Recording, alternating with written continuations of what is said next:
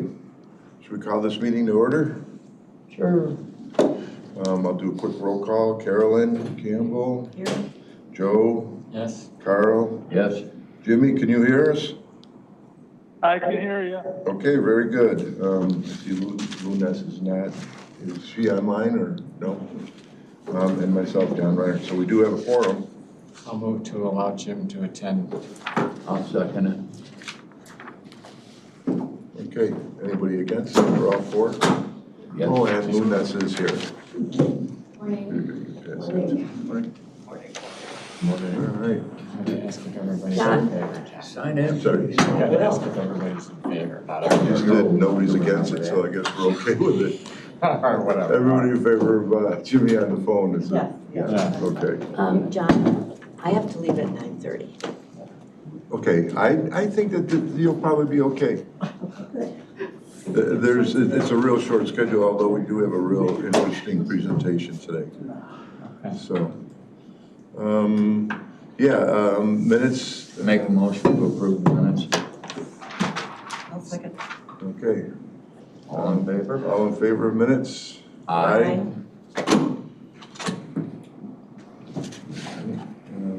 Any public comment? No public comment? No public comment. Okay. Any member comments? I got nada. Member comments? Yes, I have something. Okay. I would like to acknowledge Pete Austin. He solved a problem for a constituent that had been, yes, and he was very happy. They called me Friday night. An ongoing issue, Mr. Fritz, who had been before us last year about a noise issue and had been trying to resolve it. And I put him in touch with Pete Thursday and Friday, and Pete took care of it and got it handled All right. quickly. I just want to acknowledge that. I think, well done. Thank you, but I know what you're going to say, but don't force me to say more than what I've said. Okay, great. All right. Real good. I had mentioned earlier before the meeting that we were, on that energy code with the R30 and the some of the restrictions that it puts on the builders and the limitations for building any kind of a workforce house.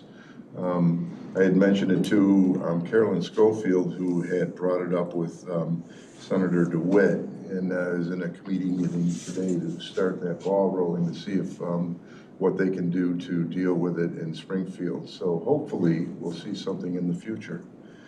So that's all I have. Anybody else? All right, new business. That stormwater variance request. yeah. I saw that pickleball court in the park in Union. Yeah. So this is part of a conditional use, wherever you want to sit. Okay. Part of a conditional use for the Seams property, Seams Park. I'll tee it up and let Stoyan run through the particulars on it, but the SMO, Stormwater Management Ordinance, states that the department, the committee in which the department reports to, which is PED, is responsible for overseeing and approving any such variations to the SMO. So there's a couple of, my page turned. Couple of criteria. So it cannot cause detriment to the public good, safety, or welfare. So these are kind of the considerations for the committee. Nor can the proposal be contrary to the spirit, the intent, or really purpose of the SMO. So it can't do what it's already intended not supposed to do.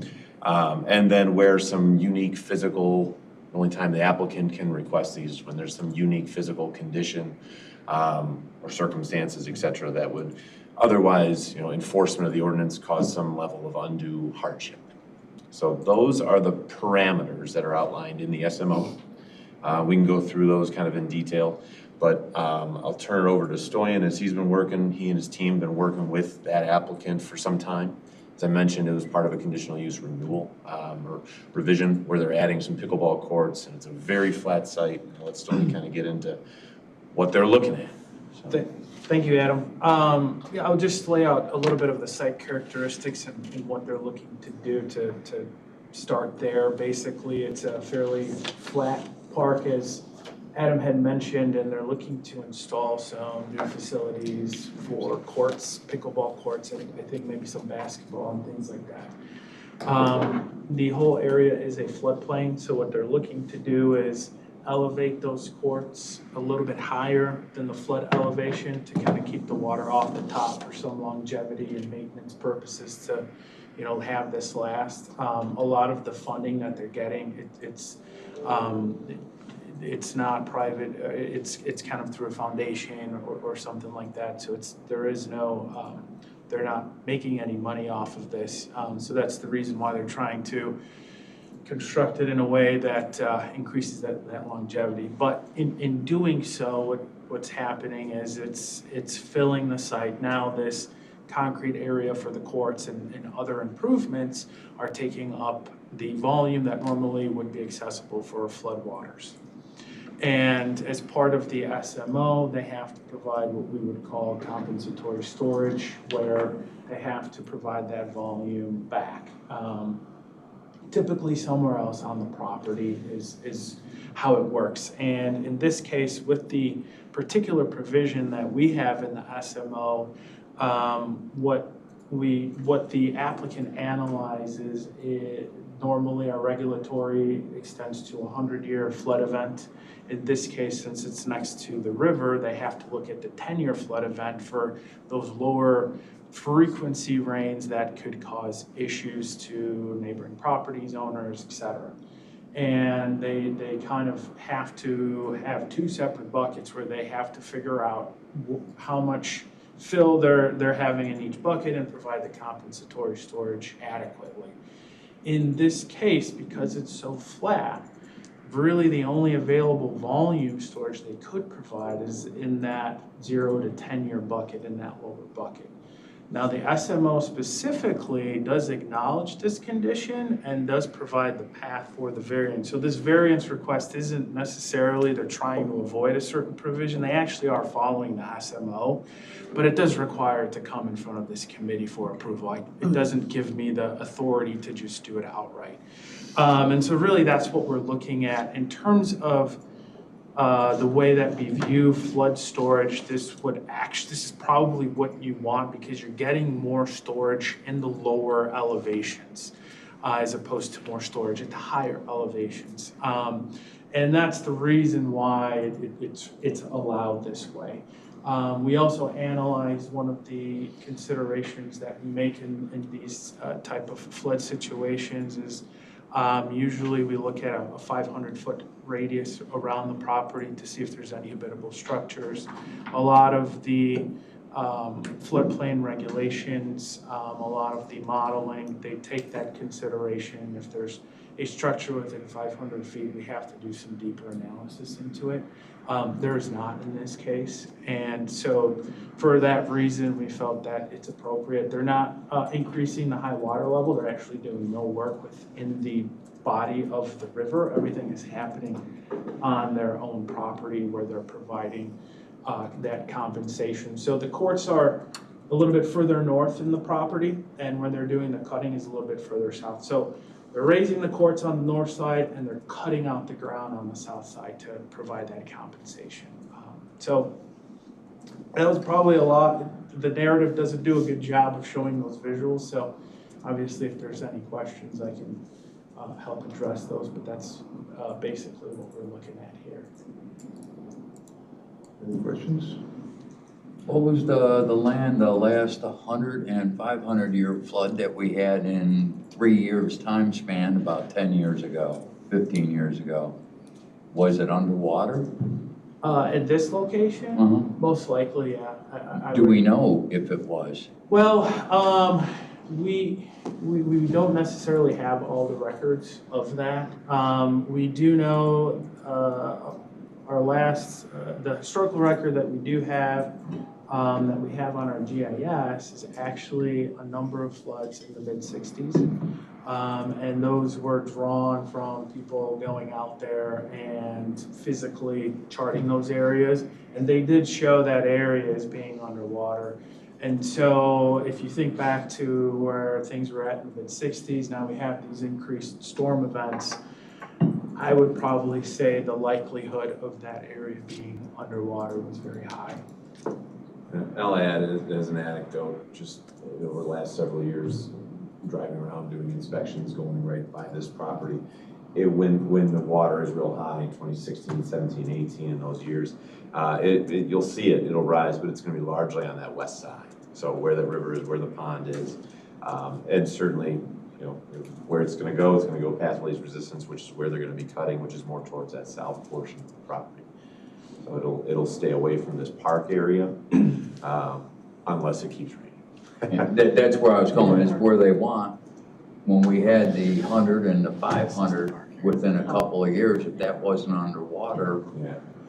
our They still numbers find the aren't property working. useful and viable, right? So in order to do these types of proposals, so yeah, despite the water. Elevation change is like 6 inches, something like that, from the river all the way to the roadway. So with that little change, flat. really any point you pick, it's gonna be the issue. But in terms of their design, yeah, that would be more amenable. Have your storage closer to the river. We wanna make sure that anytime an applicant is providing this type of storage back, that it is easily accessible for floodwater. It doesn't have to cross a roadway or go through some kind of physical means. So this would be the best setup for achieving that as well. You need a motion from us, right? I have a Yeah, question. just for direction. Or, Just a real quick. no, it's okay. So you said something a little bit earlier about because there wasn't another structure nearby or something that they were doing on this property was fine, especially since there wasn't another structure nearby. Can you reiterate, because what I'm getting at Sure. there is there's nothing there now, but there could be later. So what happens if something gets built around the property? Good question. So the 500 feet with the structure, what that has to do is the level of detail that we analyze these type of scenarios. So for their design parameters, they went through the U.S. Geological Survey's program for determining flows for any river body or anything like that. From that flow, they're able to generate the high water level, and that basically sets the scenario for them providing these fill and cut numbers. If there was a structure within 500 feet, we wouldn't allow them to use that. They're gonna have to actually come in and do a more robust analysis of the flows and take more scenarios into account to get a little bit more accurate. That's the general guidelines for these flood type projects, is when you have a structure within 500 feet, you normally have to do a lot of computer modeling, whereas in this case, they're relying on USGS data, which can lag in its updates. That's why you're required to use a current model to maybe take into account of some of these changes. If the USGS model, I don't know how often it gets updated, but potentially it could be lagging an update, or maybe there's some improvements in that area. And so you want to capture the most current conditions. In this case, we're just following that reason of thought, really. And that's what that 500 feet looks like. If there was any habitable structures in the area, then they would have had to go through that more robust modeling. And as I mentioned, we analyzed that. They were using limited dollars here for these improvements, so they were at least glad that they could save some money on that side to get the improvements more into the park area. And the improvements are limited to just the courts and the parking lot. There's no buildings or structures that would create any environmental hazards. There's a pavilion, so I Yeah. think. But that's still no Yeah, walls. but it's real small. Yeah. There's no walls on it or anything like Yeah. that, so it won't end up with septic. Yeah, I personally don't see a problem, in my And they're opinion. in contact with environmental health for if they're going to provide a porta potty or those type of facilities out there. Right. Well, it mentioned on there, portable lavatory. Are you looking for a motion to approve? No, it's just discussion and direction, We right? have- Okay. Do we have, It would be an approval from this committee. Oh, it would be, okay, Yeah. I stand corrected. Yeah, it's not a resolution, so it stops here. It's kind of written a little wonky Yeah, that's what I thought. from what you're traditionally used to. So, Yeah. yeah. I'll it's- make a motion to approve. Okay, Jimmy made a motion, whoever, Whoever. Luna seconds. All in favor, say aye. Aye. Any nays? No nays? All right, Okay. thank you, folks. That was painless. Yeah, if there ever was kind of a slam dunk on one, this would be Yeah, pretty straightforward. I don't know, I think the drainage of, on the way up here, that we had to do last year was pretty much a slam dunk. Oh, yeah. We're not Give you gonna that fix one, the too. road, yeah. Put culverts under it. All right, I'll let you call it there. okay, now we have a presentation on PFAS, polyfluoroalkyls. I made that pronunciation, I'm sure it's wrong, Amy. And I'll let Amy Got go through the pronunciation of the PFAS as well. But hello, everybody. Thank you all for the opportunity to present this. So you all know me, I think, but I'm Scott Kuykendall, Water Resources Specialist for the McHenry County Department of Planning and Development. And one of my roles is helping to oversee the scientific research that we do with water in the county. As I think you all know, we have a network of monitoring wells throughout the county. We use that to monitor water levels over time, and we can use that for planning purposes. But we're also using these network of monitoring wells throughout the county for water quality monitoring. The idea is that we want to be able to monitor water quality over the long term. So every 10 years, we're going to our wells, we're collecting water samples from those wells, and running a full battery of tests. And this really is important. So municipalities are testing their water that they're providing to their residents. But we have well records for 22,000 private wells in the county, and that's a gross underestimate. We have many, many thousands more private wells relying on our sand and gravel aquifers. And so that is what our monitoring well network is measuring, is the water volume and water quality for our groundwater for all the other residents in the county. And during this last iteration in 2020, we asked the U.S. Geological Survey to not only collect their normal samples, we also collected samples for contaminants of emergent concern, and then they collected samples specifically for PFAS at a select number of wells. At the time, they weren't able to do that analysis. This is an emerging problem, so it's really important for us to have a baseline understanding of what we have now so that we can improve our understanding as water quality changes over time. And so Amy Gahala is the hydrologist with the U.S. Geological Survey that manages our monitoring well network. So Amy is more knowledgeable on our monitoring well network than any other human on the planet. And Amy also oversaw the water quality analysis and has been spearheading the PFAS. Now, all we did was pay to have them collect the samples and run the analysis. We haven't done any, we didn't pay them to do any type of study.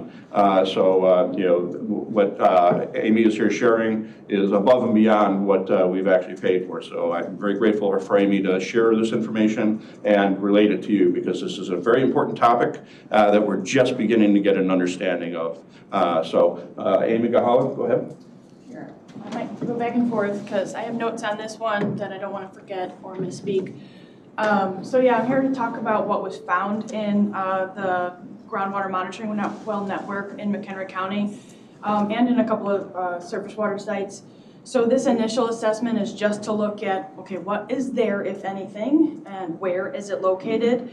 And, it's a bit beyond the scope to determine the fate and the transport and the sources of these things, but I may make a couple of conjecture conclusions, but these are not confirmed. So this is just kind of thoughts based off what we know, but as Scott mentioned, we're continuously learning about PFAS and these types of compounds. So the study today, this presentation is just going to focus on the results, the distribution, and any exceedances to the maximum contaminant level that was recently set by the EPA. that. Okay. So Scott did a nice introduction or reminder that you guys do have an amazing groundwater monitoring well network. It's a countywide network that is unlike anything else in the US. So it is collecting water levels every 15 minutes. It's been doing this since 2010. And you have now over a decade's worth of data that you can view it at any time scale of, minute, hour, daily, and monthly, and yearly, and now decade of water level data. In addition to the water level data, you have water quality data, the baseline data that was collected in 2010, and then in 2020. And so we collect the data for the general chemistry and metals and any contaminants of emerging concern or contaminants of concern. And that's at select monitoring wells based off of their locations to urban areas, some indications of some locations for the McHenry, for the PFAS study were based off of analysis of the water, of source water. So if the source water said it may have sewage in it, we selected that well for PFAS analysis. So it's not in a vacuum, it is based off of general distribution and specific locations. So these are the locations of the 19 monitoring wells that were sampled for and tested for PFAS. They're the ones in the red circles. There are also locations of surface water. There were 3 surface water sites sampled, and those are the red stars. One is a little bit outside of McHenry County. The one we had planned was under construction. The bridge was under construction at the time, so we're like, I guess we'll go a little bit further downstream. So that's why that's a little bit outside of McHenry County, but we got the 3 samples that we anticipated. The analytical method used analyzes 34 PFAS substances, perfluoroalkyl substances in each sample. And anything about the detail about how these were collected and the method used can be looked at on the data release. All that's provided there. And so as I mentioned, these things were based off of previous analytical methods or previous analytical methods such as the chloride bromide analysis that showed us what could be in this well might be like sewage mixtures and other detections of low-level VOCs or pesticides and herbicides. So with that, this next one. All this and what are PFAS is that per and polyfluoroalkyl substances, or PFAS, which is a broad name for the man-made industrial chemicals. We also refer to them as forever chemicals. And these are manufactured and used by industrial facilities. It ends up in landfills and wastewater treatment plants. The other sources can be from firefighting training foams or firefighting training facilities that produce these foams. It's also sourced in building and roofing materials and can be found in a lot of different places, especially in waters with no known point sources. The reason why these chemicals are so prevalent is because they are very useful. They are both oil and water resistant, or repellent, right? So they repel both oil and water. And so they can be applied to a lot of different uses, but that utility makes them extremely persistent, and they tend to bioaccumulate and biomagnify. And what is PFAS is just a carbon-fluorine compound. So a carbon chain with fluorine atoms on each one of them. And that bond does not exist in nature. It just doesn't. And so nature doesn't know how to break it down yet. So that's why it is so persistent, and then it also PFOA, perfluorooctanoic acid, and perfluorooctane sulfonic acid, those 2 were the most heavily produced in the US, and so those are the most commonly found. But these are those long chains, those 8 carbon chain and fluorine atom chains that are known to bioaccumulate and biomagnify. So why are we concerned? Well, there are associated and confirmed health effects of exposures to PFAS. So those associations and those confirmations include health effects such as preeclampsia, reproductive disorders, cancers, reduced immune function, and liver disease. And some of these associations and confirmations are confirmed cancer at the parts per trillion level. The part per trillion is 1 ounce and 7.5 billion gallons of water. And it's hard to conceive of that kind of number. And so think about if you're a pool cleaner, you have to clean 500 pools that are 20,000 gallons of water each. 1 drop spills out. That's 1 part per trillion. And it's at that level that they found that there are deleterious health effects. And so that's why we're concerned. It's at that infinitesimally small amount that because it bioaccumulates, it can have these cancer-causing and other health effects. And so the bad news, it's already been found in the blood of all of human and wildlife population. Anybody that's tested, you have PFAS in you.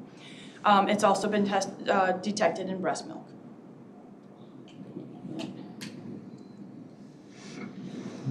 This goes over, okay, where is it found how does it get in the environment and where is it found typically? So as I mentioned, the PFAS producing and using industries will produce it. They will discharge it either through a wastewater treatment plant or directly into a stream. It might also get out into the atmosphere and deposit over the land. The wastewater treatment plant will take things and put it into, they'll treat it as much as they can and discharge whatever is remaining, but it's hard to get rid of if they don't have anything special to get rid of, the PFAS. They might take that, whatever their solid waste is, and they'll send it to the landfill. The landfill can also produce sludge. Sometimes those sludge are applied as a biosolid and applied onto the land for farmland and kind of as a soil nutrient, not thinking that there might be PFAS in there. That's not the intent. It was just so happened like, oh, these things have PFAS in it. But that PFAS-laden biosolids will, when the rain or the irrigation falls on it, will infiltrate to the groundwater and contaminate the groundwater. And that might be uptook by plants, or it could go into the groundwater and be a source for the residential homes that are taking that groundwater and drinking it. Other sources in the homes could be your fabrics, your aerosols, your stain-resistant carpeting, and your raincoats and shoes. These are other sources are food and packaging, especially those grease-resistant wraps, and those paper products. And then firefighting foams, those are often applied, at training facilities or any place that had a fire. If they had used firefighting foams, that could be a source of that PFAS that ends up as either the runoff into the surface waters or it infiltrates into the groundwater. So those are all the different sources. Obviously, there's a lot, and it can get into many places. So if you do find it, what do we do to clean it, or what are wastewater treatment plants looking at for how to clean it? And those existing technologies that we do have are mainly absorbents. That's activated carbon and resins. And other technologies are these incineration, ultrasonication, plasma-based oxidation. All of those things are very expensive that have to be outfitted onto these wastewater treatment plants that they don't always have that right now. But as there is now a PFAS maximum contaminant level, these things might be added to these wastewater treatment plants or water treatment plants. One of the things that Minnesota has added is this surface activated foam fractionation. And it's actually a pretty neat technology because it's simple. They blow air onto the water and produce the foam. That foam is the PFAS, and it's separated out. That foam is separated out from the water, and that water is then treated, and the PFAS is greatly reduced to those below MCLs. So it's cleaner, it's safer, and it's an effective and relatively simple way to clean out the water. There are emerging technologies, that's microbial degradation. So they are genetically modifying microbes to be able to break down that carbon fluoride chain. They're also coming up with reagents that will also break it down to its simple, more benign components. So I don't know if you've got kids and read this book, The Cat in the Hat Comes Back. Some people don't know that that is a book, but this pink stain gets on everything, and then everything you clean it up with, it got onto the thing you cleaned it up, and it's very analogous to what PFAS does. It just, you try to get rid of it, but then it goes onto the thing that you use to try to get rid of it. So there's other issues with PFAS and all of these technologies. And if you haven't read that book, go for it, it's fun. All right, it's the only way that I I can pronounce these because of, Dr. Seuss, but. So the U.S. Environmental Protection Agency finally did come out with their regulations for PFAS, and they did apply it to 6 compounds. That's 2 of them are the PFOA and PFOS, perfluorooctanoic acid and perfluorooctane sulfonic acid. That has a maximum contaminant level of 4 parts per trillion, but it does have a goal of 0, and that's because those are the 2 compounds that are bioaccumulative and biomagnifying. Perfluorohexane sulfonic acid and perfluorooctanoic acid or nanoic acid, and the Gen X chemicals, those are the replacement chemicals. Those all have a MCL of 10 parts per trillion. The other thing that the EPA added is this hazard index. And what that does is it considers the mixtures of these compounds, and it'll take the concentration that you detected, divide it by the criteria, the MCL, add it all together, and if it's 1 or greater, then you have an enforcement level. So you can't have, you have to be less than 1 in order to be considered safe. Okay, so now I'm going to talk about the results of of what was detected in McHenry County. I am only going to focus in this presentation mainly on any of those compounds that have an MCL. There were other ones that were detected, but I'm not going to go into that too much. You'll just see that these are what was enumerated in each of these wells. So here is showing that there were PFAS detected in 16 out of the 19 wells, monitoring wells sampled, and in all 3 of the surface water sites. In the quality control and quality assurance samples, there were no PFAS detected in the blanks. There were 2 instances of PFAS that were detected in the replicate, but not in both. And then in the one that was in the replicates, in one of the concentrations for PFAS, there was a 36% difference. And this is normal because we have very low parts per trillion levels. This laboratory, you're going to have variations in what you are detecting and not detecting. And the link there is to this data release. So we chose to, we released this through a data release because it was the quickest way to do it. It just gives you the text files of all of the results. You can import it into your Excel file, into your R, into whatever software program you prefer, and you can display the data in however manner you would like. You can analyze the data in however manner you would like as well. But this map is on that data release, and it just gives you the number of detections per well and per surface water site. And this is that same map that I just kind of recreated in my own little playing around with ArcGIS. So this one is showing, that there are higher detections in some locations, and it's also showing a graph of the monitoring wells with the number of detections relative to their well depth. And what we see here is generally a trend of a greater number of PFAS found in the wells, the shallower up you get. So the shallower the well, the greater the number. Except we have this weird outlier here. We have a well that's over 200 feet deep, and we still have 9 detections there, and that's at Wood 0801, so right here in Woodstock. That was a little bit surprising, I'm going to be honest with you, where we did not expect that. I thought 200 feet should be good. We got 2 layers of clay in this area, and they're huge. But so we did detect those things. The scientist in me would like that confirmation sample to make sure that that is actually there. But it is the well with the most. There are other locations that had elevated numbers of PFAS, and some of them I could understand, like 11 Seneca here, that's right next to a septic field. So we're like, okay, that makes sense, that checks out. And this 8.2C here, that is down gradient of a reportedly known PFAS source. So I don't know exactly if that's how true that is, but a person working for Crystal Lake had mentioned it. So I'll just mention it here. So now I'm going to go through the concentrations of the particular substances that have MCLs. This one is one of those most common ones, the perfluorooctanoic acid, PFOA. Those concentrations, that MCL is 4 parts per trillion, and you did have 9 out of the 19 sites that had exceedances, so 47%.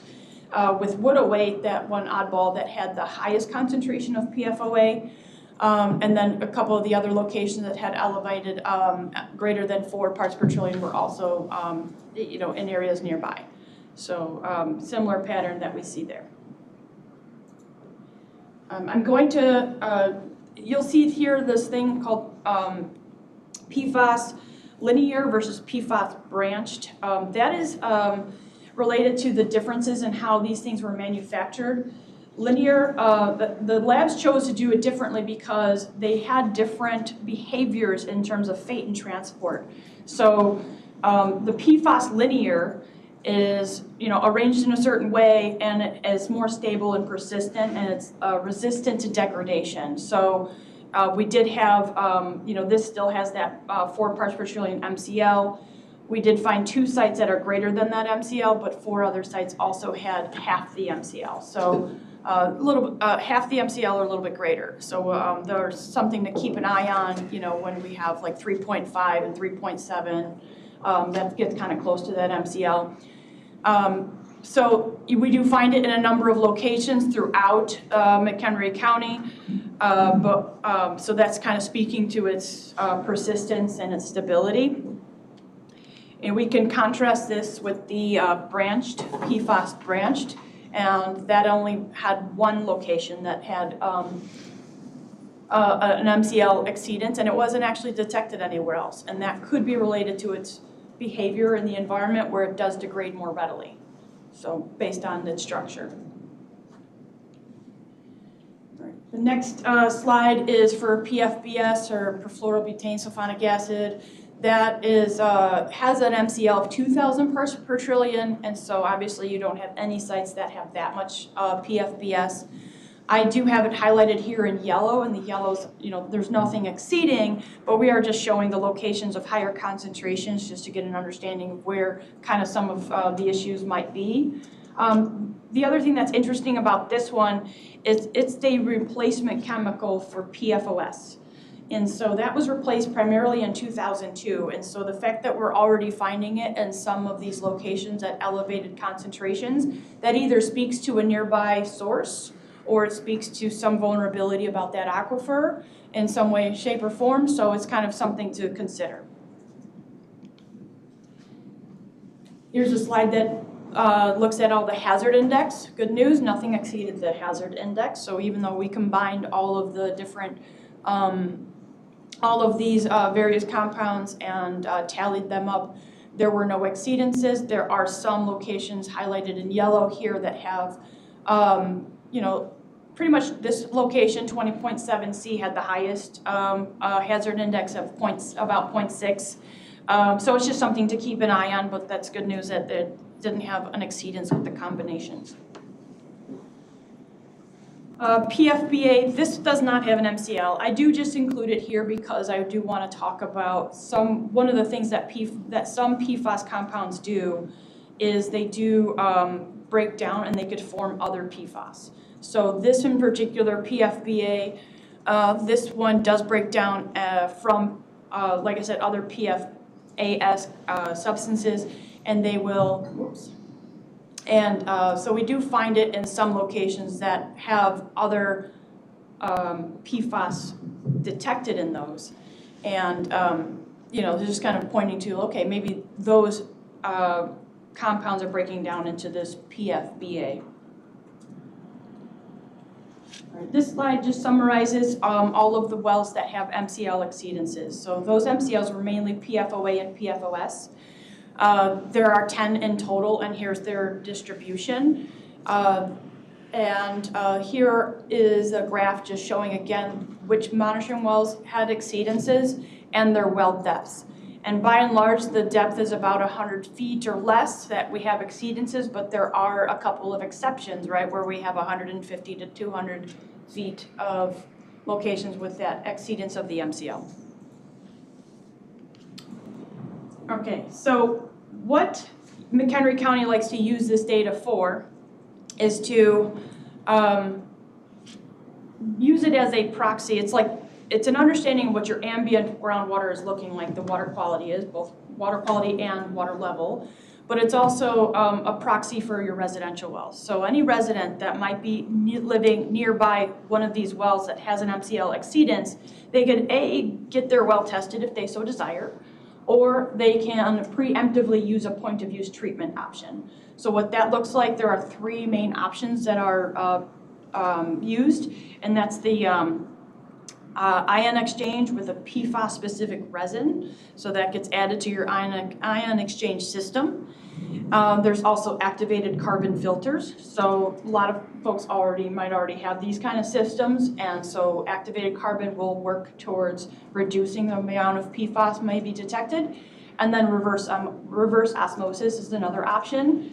This one is less desired because the full house reverse osmosis, for every 1 gallon of clean water you want, 4 gallons is wasted. So if everybody gets on that, that's a lot of water. That's 4 times the amount of water that you really need to be wasting. So it's preferred to use like a smaller system that they've developed that's used under the sink, that uses much less water.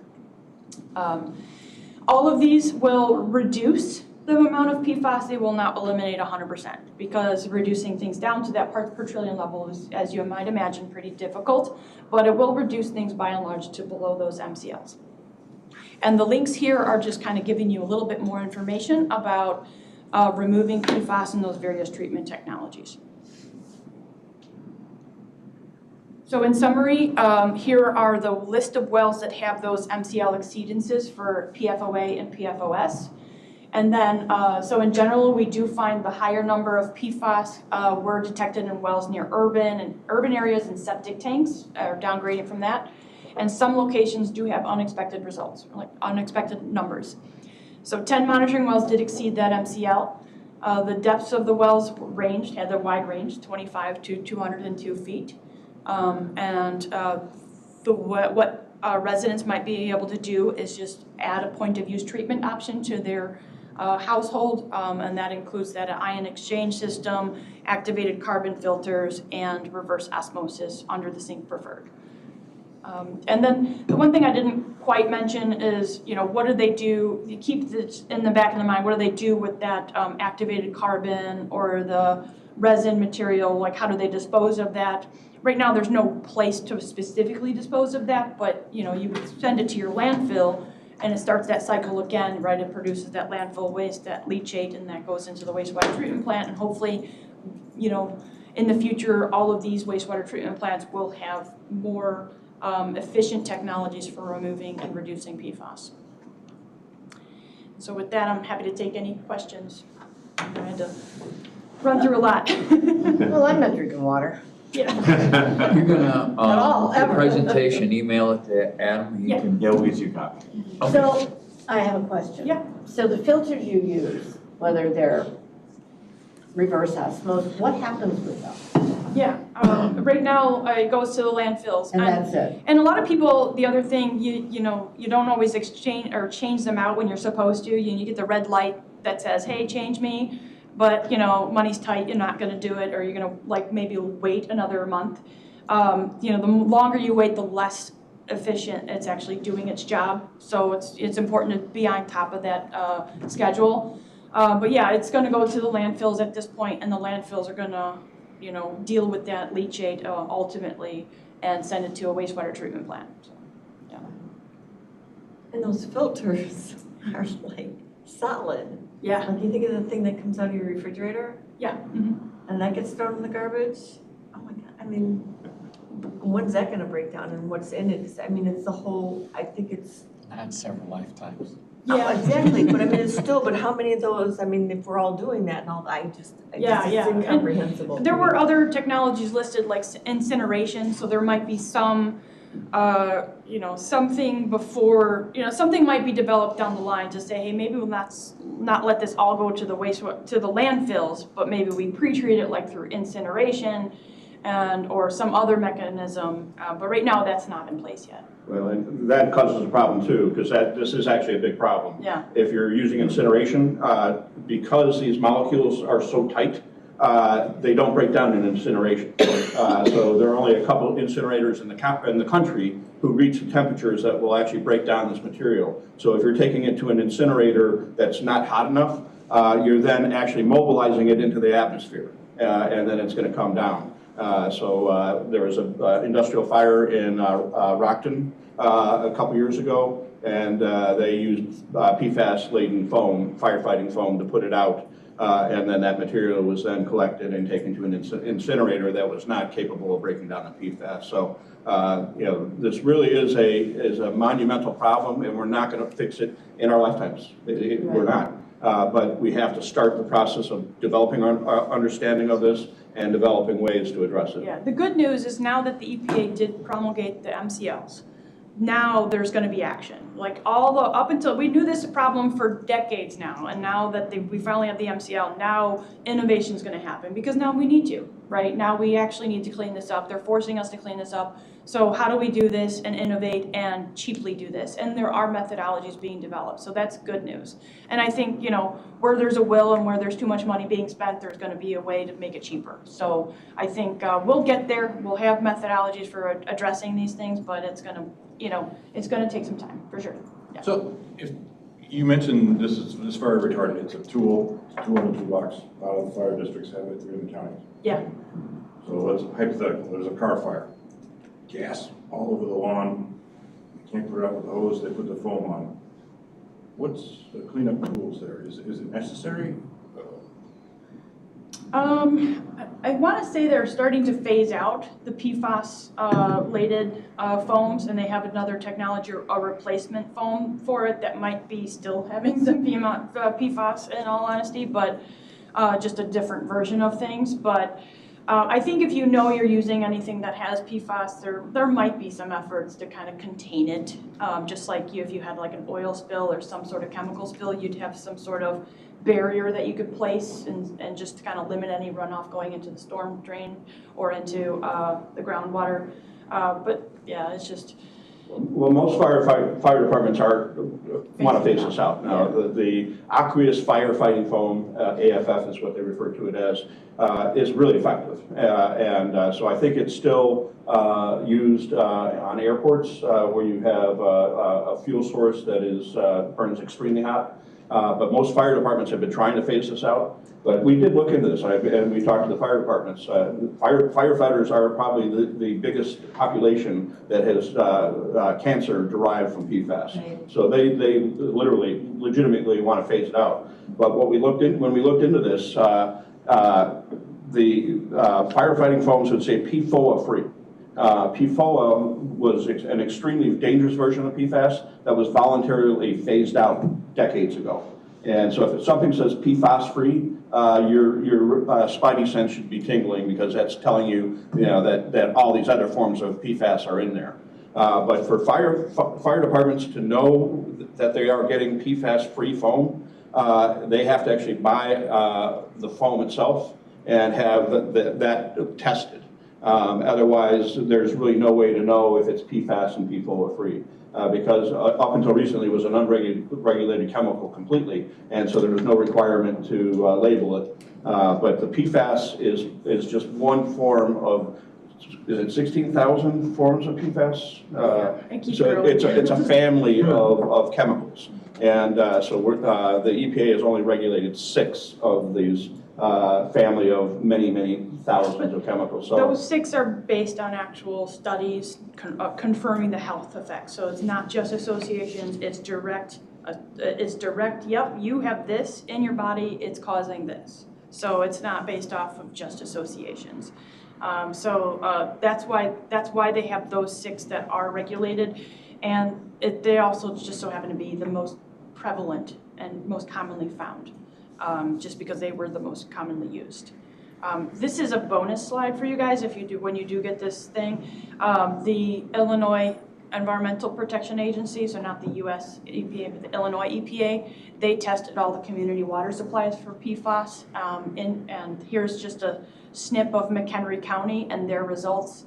And here's a link to their ArcGIS display of all their results.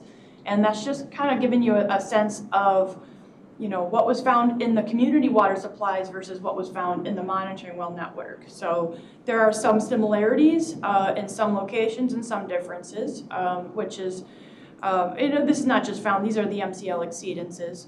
So, and these are also, like, these are just detections with the yellow that are above a health-based standard, and the red is above a, or no, that's a detection, and the red is above the health-based standard. So, yeah, that's just kind of giving you some general sense of what was found in the drinking water supply versus the water monitoring well network. That is not necessarily a drinking water supply, but it's like your preemptive look at what might be coming into these supply wells. I can only imagine a lot of these come from plastic bottles, drinking water bottles, right? If they're lined with some sort of, water repellent, I would hope not. The plastic drinking water bottles tend to have something else in it, the bisphenol something. It's still like it's still an endocrine disruptor, so it's, or BPA is that term. So, and there's microplastics, it's a whole nother fun fact, So fun issue. would you see these in like PVC pipes or? Not necessarily, not unless there's been some sort of something added to the pipe for unknown reasons. I don't know. Yeah. So would you, just a naivete, right? Yeah. But some of these monitoring wells were they older and were they cased with plastic pipe? Yeah, they're all Would PVC pipe. Would they throw off your test results? I don't think so. I can't imagine a source that would have it. Well, like that one that was crazy high, was that an old one and with old plastic pipe? Yeah, that one was installed by the State Geological Survey, but I don't know that they used anything different. But that's one that I'd like to just get a resample from, just to confirm what's in there. And I don't at all want to lay low to what you're telling us. I certainly respect it. But at the same time, like, we have other deep wells that we still found PFAS, so it's not completely unheard of that it's in there. It was just surprising because we didn't expect it. But the good news is, like, the supply well for Woodstock is fine. That did not have any detections. But the monitoring well for Woodstock did have detection. So is that something that's coming towards those supply wells or moving? The flow direction actually is going this way at this location. So, and the supply wells are over here. So you should be generally okay. Well, those are different aquifers. So the reason that all of Woodstock's water supply is on the north side of town, where we have sand and gravel. The monitoring well we have is south of town, which is underneath 100 feet of clay, separating those aquifers. So they're two totally separate aquifers. The other thing is, and John and I were talking about this beforehand, PFAS is not just found in the water. What do we have control over our lives now? And PFAS is in packaging. It is in the pots and pans that we use. It's in the clothes that we wear. And so we can make decisions on our day-to-day life to eliminate our exposure from packaging and other things that have high levels. The classic example, and it really bummed me out when I first learned about PFAS, was microwave popcorn. So microwave popcorn, because it is the PFAS is resilient to heat and oils, that's the PFAS microwave popcorn bags are laden with it. And so there are a lot of things that we can do to eliminate PFAS from our day-to-day lives that don't even relate to water. If you like fish, you weren't, because it's bioaccumulative and biomagnifying. If you like to eat a lot of fish, USGS did a study testing a lot of fish, and they all had lots of PFAS in them. So be careful about the amount you consume there. Yeah, I think, it's just like we say, recycling begins at the point of consumption, right? So if you remove all that, if you remove anything that you can from your household, and it's hard. I mean, it's so difficult to buy things in glass or to, remove the plastic. I remember at one point we got rid of every plastic storage container we had and replaced it all with glass over time. Mm-hmm. And you're right. I know I can't resist all of it, but I do what I can. And I'll tell you, like it's a chore. Yeah, yeah. It's just a chore, right. Yeah, This is very interesting, thank you. thank you very much, Amy. Yeah, my pleasure. Thank you, guys. Thank you. Thank you. We thought spongy mouths were an issue. Well, it also tells me how little we talk about it, how little education there is around consumption and what we do, and, urging different ways of looking at packaging and It's a household. conversation in my house. My wife is really just crazy scared of that stuff, Well, with good reason. Yeah. I mean, there's some,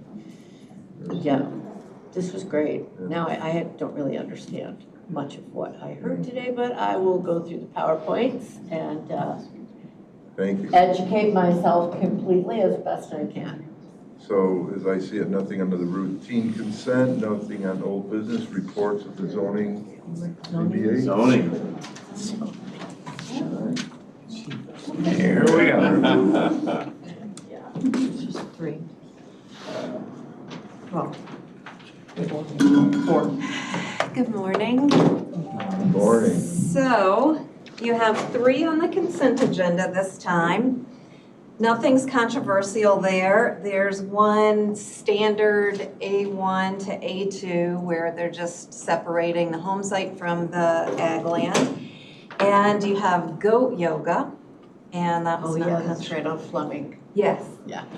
And then the last one is a solar farm that I don't believe anybody showed up in opposition to that one. I think that's our first one in a while that we haven't had opposition to.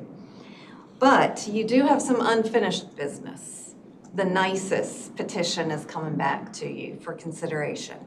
So that's the one, it's a variation request for a special or a temporary use permit for an event where they do an event similar to the show Survivor on their property. They want more than 3 consecutive days. They need 7 consecutive days for the event. And they also need a variation on lot size because they're less than 5 acres. So the hearing officer recommends approval of the lot size variation, but recommends denial of giving them more time. Remember that one? Oh, very well. They agreed to no It keeps coming back. helicopter, and they agreed to no helicopter. I think that was one of the big complaints. But what was the time? I know, Joe, you had mentioned something about. It's 7, they could do 3 days, a day off in 3 days. Right. It's just, I think it's 4 days between. is it 4 days I between? think it's 4 days between. Yeah, it's multiple days, right? Yeah. They have the right to do 9 days Yeah. in a calendar year, but not 9 consecutive Two weekends days. and break it off. Yeah, Okay. and then again, just to reiterate, this is just the first of the hurdles they have, because they have people camping on the site, and the health department is gonna have to approve that, I think, according to how many are camping. I think the state even gets involved with that. So this is just their first. When do they want to do this? They were gonna do it this year, because they have done it 2 previous years in the summer, but they canceled their event for this year and they wanna do it next summer. I think the thing that gave me a little bit of sympathy towards them, or empathy, was that I thought it was big crowds, but it's really not. It's just the contestants at the property, right? Yeah. It's the It wasn't really a crowd contestants and a control. production crew, Yeah, which I think yeah. is a number of people. So it wasn't like thousands of people. It was It's maybe, like 25, 30 people. right, and Even if it's 100 people, whatever, I don't know, I don't, it's a small number of people. The problem is, it's not a long-term use here. Even if you do it this time, a year from now, I just don't think it's enough room. I see that the size of the property was what bothers you a little bit. Are you looking for direction or just conversation? Well, it's gonna be on your agenda, so Anyway, be ready. so, Yeah. So, well, I have a board to decide, okay? Absolutely. The board decides, so, I mean, at the one point, she was talking about maybe we could do fewer days, and I don't think that, then she came back, and I don't think she's agreed with you. She's saying 7.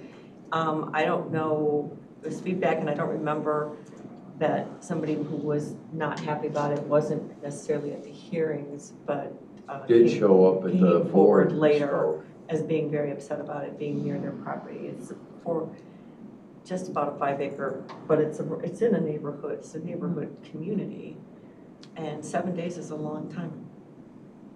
It's a long time. So you're warned. See what happens. I'm not sure Thank what's you very doing, much. but if there are questions, I think I'm available, if there's, getting into the details, transcripts, all that sort of stuff. The one thing I would focus on is the variation are on those 2 particular items, and that's what's up for vote. It's not the entire use just yet, it's just those 2 items, and what It's was, a size what was variation. presented at the Yeah. hearing, yeah. Just a size So- variation in the days. Yes. Yeah, so justify your vote on one of those. On those 2 things, but we also, I thought, combined it into one vote, so like if you either, we Yeah, didn't it vote makes sense twice. to do it, right, it makes sense to on do that. it We as combined one it. thing. We always write the ordinance in the affirmative for both things. So it will say Oh, that right. there's a recommendation, a split recommendation, but the actual ordinance is just to approve both. So you can So vote you your would no have on to the split ordinance, them. so that way we don't have confusion of, does a no vote mean it's approved? Correct. It's always, if it's always They're set to together. the affirmative, then you vote no, you've denied it. Yeah. And in this case, we were approving what, never mind, it's okay. We'll get those drafted We'll up. figure it out. And there's conditions, just to make it more complicated. There are conditions. He recommended some conditions. So if you choose to approve it, you would need to look at those conditions closely, and you'd probably want to amend those. So the ZBA did approve it? The hearing officer, he recommended approval in part and denial in part. Okay, Approve the size variation, but not the days. I think that's a burden on a residential district. I'm just thinking about myself. If I lived on if my lot line ran up against something for 7 days, I don't know. I don't know.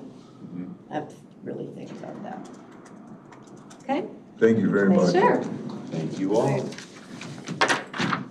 Okay. Move to adjourn. Future topics, no. Executive, no. Adjournment. Move. Yay! Thank you, Yay. John. You made it. Oh, Did you're it. 4 minutes late. Oh, Hurry. my gosh. Jimmy, are you still here or are you gone? No.